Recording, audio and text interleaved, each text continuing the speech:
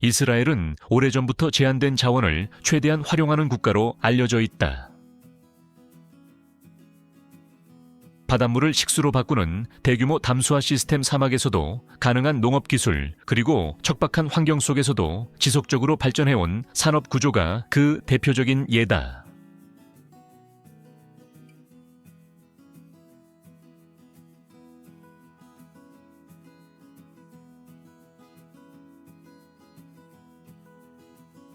하지만 최근 몇 년 동안 이스라엘에서 진행된 가장 거대한 프로젝트 중 일부는 육지가 아니라 바다 아래에서 이루어지고 있다. 지중해 해저에서는 엄청난 규모의 공사가 진행되었다. 수천만 입방피트에 달하는 모래와 진을 그리고 단단한 암석이 해저에서 끌어올려졌다.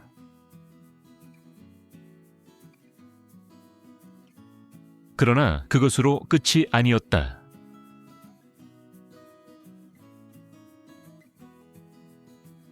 이후 이스라엘은 추가로 5억 입방피트가 넘는 물질을 해저에서 제거하는 계획을 추진했다. 이렇게 엄청난 양의 물질을 바다에서 끌어올린 이유는 단순히 해저를 청소하기 위해서가 아니었다. 더 놀라운 사실은 이스라엘이 끌어올린 대부분의 모래와 토사를 버리지 않았다는 것이다. 대신 그것을 이용해 바다 위에 새로운 땅을 만들었다. 이 과정에서 약 200에이커가 넘는 인공 육지가 지중해 위에 새롭게 형성되었다. 그렇다면 이런 거대한 해양 공사의 목적은 무엇일까? 겉으로 보기에는 단순한 항만 개발처럼 보일 수 있다. 하지만 실제로는 이스라엘과 아시아 사이의 해상 무역을 근본적으로 바꾸는 전략적 프로젝트였다. 이 이야기를 이해하려면 먼저 이스라엘의 해상 무역 구조부터 살펴볼 필요가 있다. 이스라엘의 해상 무역에서 아시아는 매우 중요한 파트너다. 최근 몇 년 동안 이스라엘 전체 수입 물량의 약 25-30%가 아시아 국가들로부터 들어오고 있다. 전자제품 산업 장비 소비자의 등 다양한 상품들이 중국과 동아시아 지역에서 선적되어 수천 킬로미터의 항로를 따라 이동한다. 이러한 화물선들은 인도양을 지나 홍해로 들어간 뒤 수에즈 운하를 통과하거나 이스라엘 항구로 직접 향하게 된다. 이 과정에서 자연스럽게 한 가지 질문이 생긴다.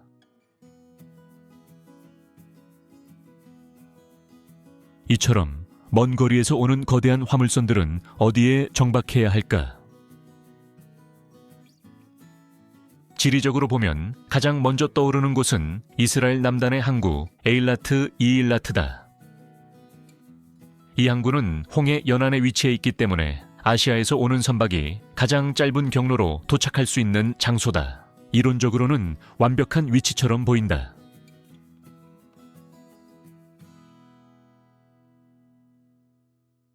중국에서 출발한 컨테이너 선박은 수천 마일을 항해한 뒤 홍해에 진입하고 곧바로 에일라트 항구에 도착할 수 있기 때문이다.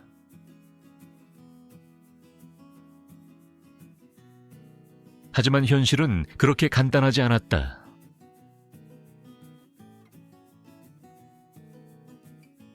오늘날 세계 해상 물류의 중심은 점점 더 거대한 컨테이너 선박으로 이동하고 있다. 이 배들은 한 번의 항해로 수천 개에서 수만 개의 컨테이너를 운반할 수 있으며 그만큼 더 깊은 항구와 더 큰 인프라를 필요로 한다.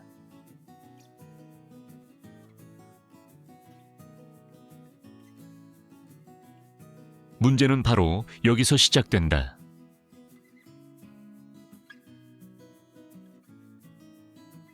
에일라트 항구는 이러한 초대형 컨테이너선 시대에 맞게 설계된 항구가 아니었다.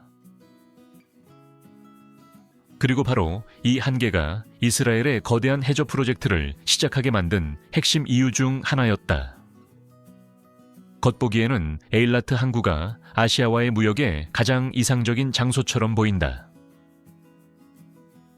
홍해 연안에 위치해 있기 때문에 아시아에서 출발한 선박이 가장 짧은 경로로 도착할 수 있기 때문이다.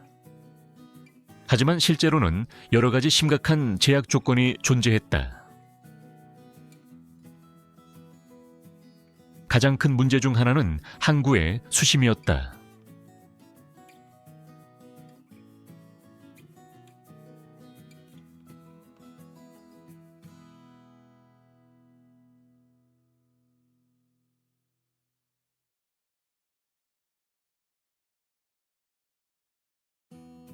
최근 해상 물류에서는 가능한 한 많은 화물을 한 번에 운반할 수 있는 대형 컨테이너선이 점점 더 많이 사용되고 있다.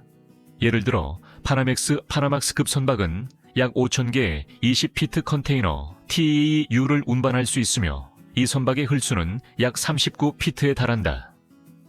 그보다 더 큰 더 파나맥스 선박은 최대 14,000T EU까지 운반할 수 있고 흘수는 50피트 이상이 된다. 최근에는 이보다 더 큰 초대형 컨테이너선 ULCV도 등장해 14,500개 이상의 컨테이너를 실을 수 있다. 문제는 에일라트 항구의 수심이 약 31피트, 33피트 정도에 불과하다는 점이었다. 이 깊이로는 현대의 대형 컨테이너선이 안전하게 정박하는 것이 사실상 불가능했다. 이 상황을 단순히 생각하면 해결책은 명확해 보인다. 항구를 더 깊게 준설하고 시설을 확장하면 된다. 하지만 에일라트에서는 그조차도 쉽지 않았다. 항구를 깊게 파는 단순한 공사가 예상보다 훨씬 더 큰 문제를 일으킬 수 있기 때문이었다. 그리고 그 이유는 바로 홍해의 매우 특별한 해양 생태계와 관련이 있었다. 에일라트 항구를 확장하는 데 가장 큰 장애물 중 하나는 홍해의 독특한 산호초 생태계였다. 아카바만 걸프 오브 아카바에 위치한 이 산호초는 세계에서 가장 북쪽에 위치한 산호초 생태계 중 하나로 알려져 있다. 이 지역의 해양 생물 다양성은 매우 높으며 수많은 어종과 해양 생물이 이 산호초를 서식지로 사용한다. 만약 항구를 깊게 만들기 위해 대규모 준설 공사를 진행한다면 해저의 진흙과 퇴적물이 물속으로 퍼지게 된다. 이러한 탁한 퇴적물은 산호 위에 쌓여 빛을 차단하고 산호의 생존을 어렵게 만들 수 있다.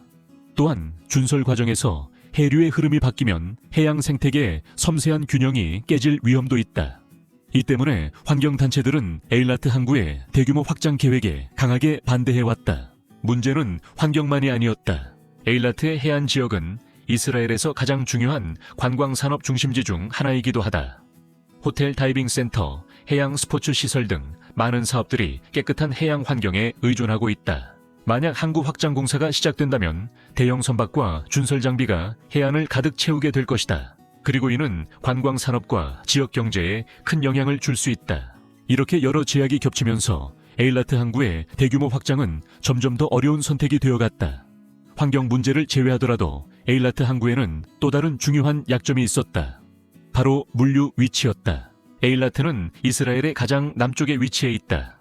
하지만 이 나라의 주요 경제 중심지는 대부분 중부와 북부 지역에 집중되어 있다.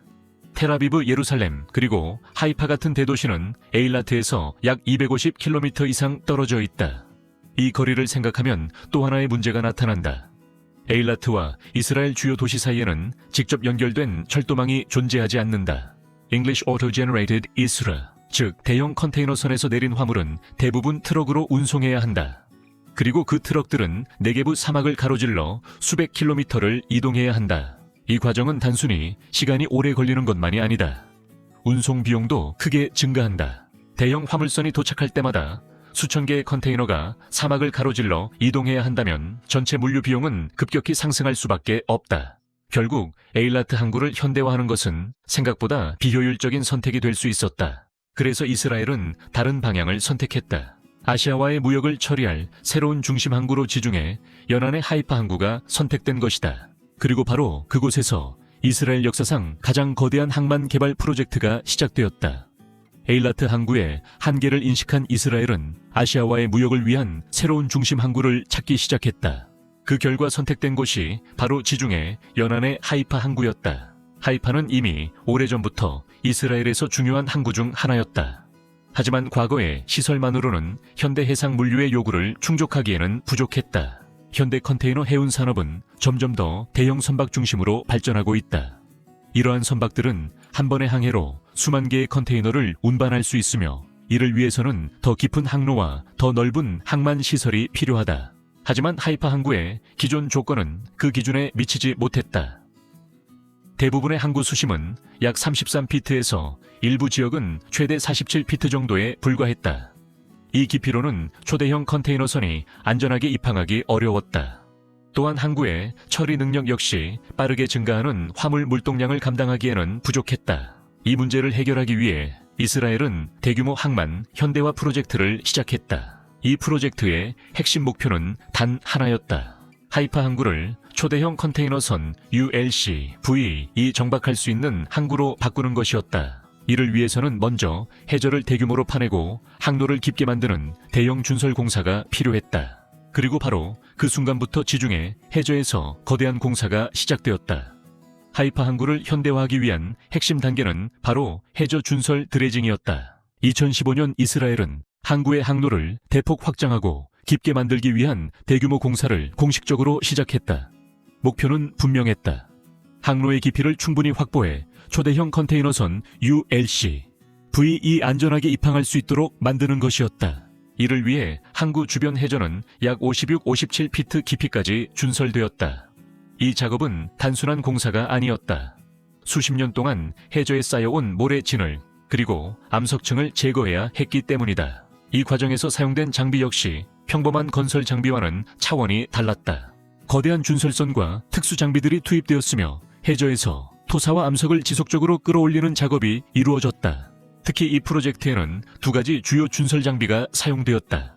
첫 번째는 체인 버킷 준설선, 체인 버킷 드래저이다. 이 장비는 회전하는 체인에 연결된 수많은 버킷이 해저를 긁어내며 모래와 암석을 끌어올리는 방식으로 작동한다. 두 번째는 흡입식 준설선 석션 드래저이다. 이 장비는 강력한 펌프와 긴 흡입관을 이용해 해저의 토사와 물을 함께 빨아들여 선박 내부 저장 공간으로 옮긴다. 이 두 가지 장비는 서로 다른 역할을 수행하며 대규모 준설 작업을 가능하게 했다. 하지만 이 프로젝트의 진짜 놀라운 점은 준설 장비의 규모가 아니라 제거된 물질의 양이었다. 하이파 항구 확장 프로젝트에서 가장 놀라운 부분 중 하나는 바로 준설된 물질의 총량이었다. 프로젝트 기간 동안 해저에서 제거된 모래 진흙 그리고 암석의 양은 무려 5억 2,900만 입방피트에 달했다. 이 수치는 상상하기 어려운 규모다. 만약 이 물질을 트럭으로 옮긴다면 수십만 대의 차량이 필요할 정도다. 하지만 문제는 단순히 이 물질을 끌어올리는 것에서 끝나지 않았다. 바다는 끊임없이 움직인다. 해류와 파도는 해저에서 새로운 퇴적물을 계속 운반해 온다. 즉 한번 준설했다고 해서 항로가 영원히 깨끗하게 유지되는 것은 아니다. 시간이 지나면 다시 모래와 진흙이 쌓이기 시작한다. 그래서 하이파 항구 주변에서는 정기적으로 추가 준설 작업이 이루어지고 있다. 같은 준설 장비들이 일정한 강역으로 투입되어 해저에 쌓이는 새로운 퇴적물을 제거한다. 이처럼 항만 유지 관리에서 준설은 한 번의 공사가 아니라 지속적인 작업에 가깝다. 하지만 여기서 또 하나의 중요한 질문이 생긴다. 해저에서 끌어올린 5억 입방피트가 넘는 물질은 과연 어디로 갔을까?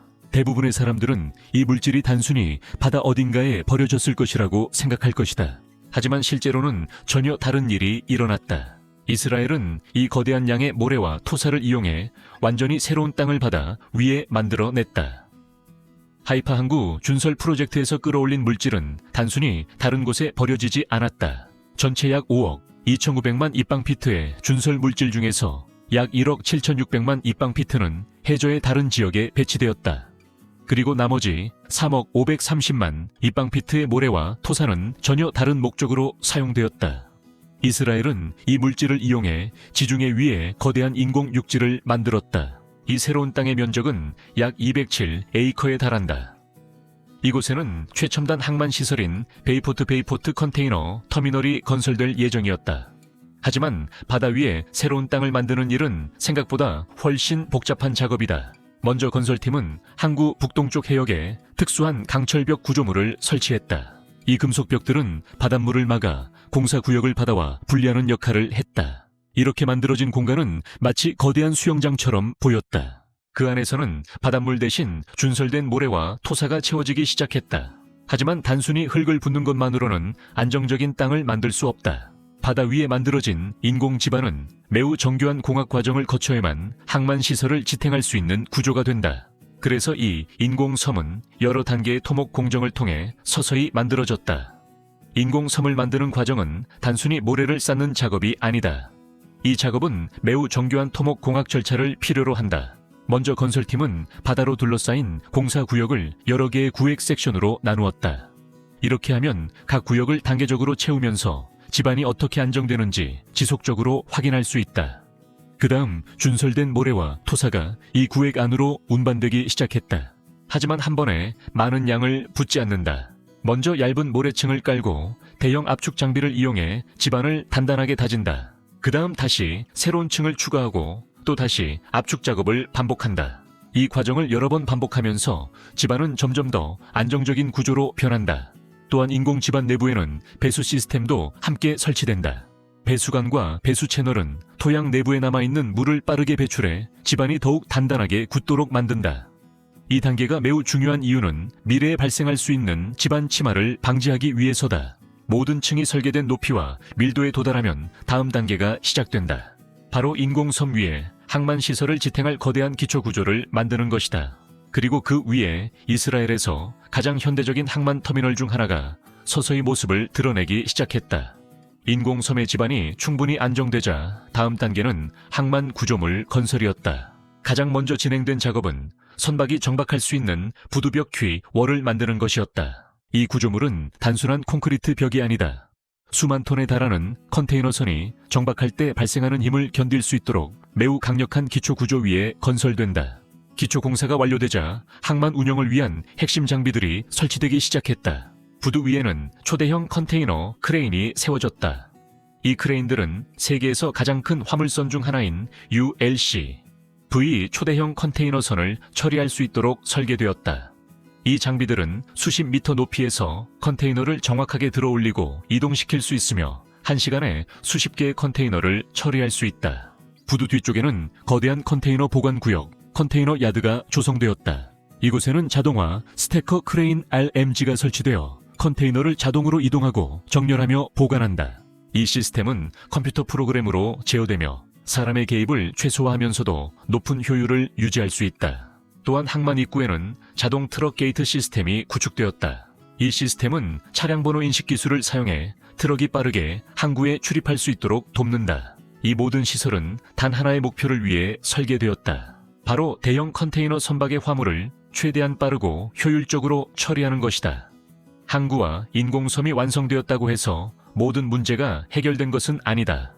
바다는 끊임없이 움직이며 파도와 해류는 시간이 지나면서 구조물을 조금씩 마모시킨다. 그래서 베이포트 프로젝트의 중요한 부분 중 하나는 대규모 방파제 브레이크워터 건설이었다. 기존의 하이파 항구에는 이미 하나의 주요 방파제가 존재했다. 그러나 새로운 터미널을 보호하기 위해 이 방파제는 약 2890피트 더 연장되었다. 여기에 더해 약 1.3 마일 길이의 보조 방파제가 새롭게 건설되었다. 이 방파제들은 단순한 돌무더기가 아니다. 구조물의 일부는 거대한 자연석으로 만들어졌고 다른 구간은 철근 콘크리트 케이슨 구조로 제작되었다. 케이스는 육지에서 미리 제작된 뒤 물에 띄워 공사 현장으로 끌고 와 해저의 정확한 위치로 내려 설치된다. 이 거대한 방파제를 만들기 위해 약 530만 톤의 돌이 사용되었고 총 4만 3천 개 이상의 콘크리트 블록이 설치되었다. 이 구조물의 역할은 단순히 파도를 막는 것이 아니다. 방파제는 파도의 에너지를 약화시켜 인공섬과 터미널이 직접적인 충격을 받지 않도록 보호한다. 또한 바다에서 유입되는 퇴적물을 차단해 항구 수심이 다시 얕아지는 것을 방지하는 역할도 한다. 이처럼 방파제는 보이지 않는 곳에서 항구의 안전을 지키는 매우 중요한 구조물이다. 사실 하이파 항구의 대규모 확장은 베이포트 프로젝트에서 처음 시작된 것이 아니었다. 그보다 몇 년 전인 2010년 하이파 항구에서는 또 다른 중요한 터미널이 완성되었다. 바로 카르멜 터미널이다. 이 프로젝트 역시 해저 준설 작업으로 시작되었다. 다만 이번에는 베이포트만큼 거대한 규모는 아니었다. 해저에서 제거된 물질의 양은 약 8,800만 입방피트였다. 이 작업을 통해 항구의 수심은 약 51피트까지 확보되었다. 하지만 여기서도 또 하나의 문제가 있었다. 항구 주변에는 이미 많은 시설이 존재했기 때문에 새로운 터미널을 건설할 충분한 육지 공간이 부족했다. 그래서 엔지니어들은 또 하나의 해결책을 선택했다. 바로 바다 위에 새로운 땅을 만드는 것이었다. 이 프로젝트를 통해 약 240만 제곱피트 규모의 인공부지가 지중해 위에 조성되었다. 이 인공부지는 여러 층의 토양 압축 구조로 만들어졌으며 해안 침식을 방지하기 위한 석재 방파 구조와 지오텍스타일이 사용되었다. 또한 내부에는 배수 시스템이 설치되어 집안의 안정성을 장기간 유지할 수 있도록 설계되었다. 이렇게 만들어진 인공 집안 위에 새로운 부두와 항만 시설이 건설되기 시작했다. 그리고 이 프로젝트는 하이파 항구가 더 큰 변화로 나아가는 첫 번째 중요한 단계가 되었다. 하이파 항구의 확장과 현대화는 이스라엘의 해상 물류 시스템에 큰 변화를 가져왔다. 카르멜 터미널이 개장한 이후 이스라엘은 처음으로 포스트 파나맥스급 컨테이너 선박을 수용할 수 있게 되었다. 이 선박들은 최대만 5,000 TEU 이상의 컨테이너를 운반할 수 있다. 그리고 이후 베이포트 터미널이 완공되면서 하이파 항구는 더욱 큰 선박까지 수용할 수 있게 되었다. 이제 항구는 18,000 TEU 이상의 초대형 컨테이너 선도 처리할 수 있다.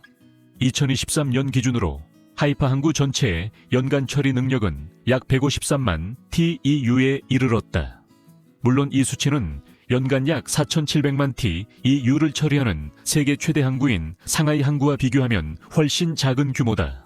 하지만 이스라엘에게는 이 항구가 처음으로 대형 글로벌 컨테이너 물류체계에 연결되는 관문이 되었다. 대형 선박을 직접 수용할 수 있다는 것은 물류 비용 절감에도 큰 영향을 미친다. 예전에는 같은 양의 화물을 운송하기 위해 2척이나 3척의 중형 선박이 필요했다. 하지만 이제는 단 한 척의 대형 선박으로도 같은 양의 화물을 운송할 수 있다. 이러한 변화는 이스라엘뿐 아니라 아시아와 유럽을 연결하는 무역 흐름에도 영향을 미치기 시작했다. 하이파 항구의 대규모 현대화는 단순히 새로운 터미널을 건설하는 것 이상의 의미를 가진다. 이 프로젝트는 이스라엘의 해상 무역 구조를 근본적으로 변화시켰다. 초대형 컨테이너선이 직접 입항할 수 있게 되면서 하이파 항구는 점차 동지중해 지역의 중요한 물류 허브로 자리 잡기 시작했다.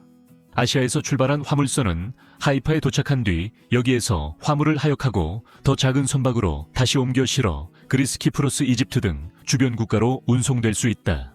이러한 방식은 하이파를 동지중해 지역의 주요 환적 거점으로 만들었다. 항만 현대화는 경제에도 직접적인 영향을 미쳤다.